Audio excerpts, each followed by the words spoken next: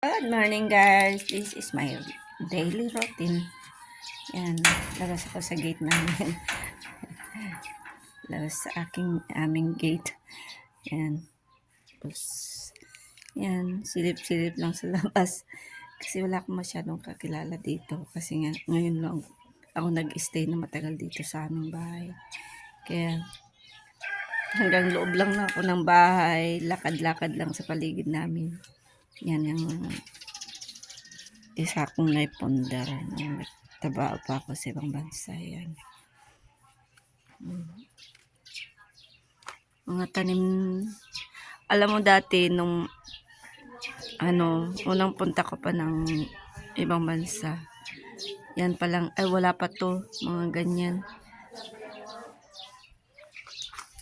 Ngayon pag uwi ko, dami ng mga tanim.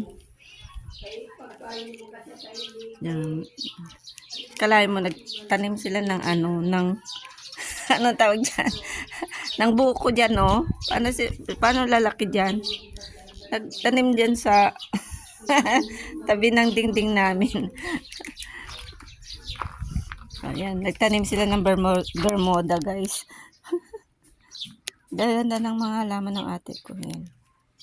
Mga halaman ng ate ko.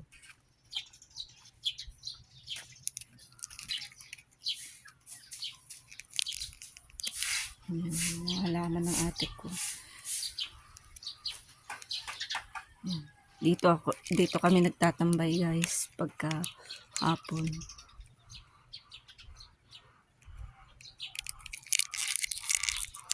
May mga tanim kaming sili. Ayan. Sili. Mga bagong ano pa lang. Sibol. Kung naririnig niyo yung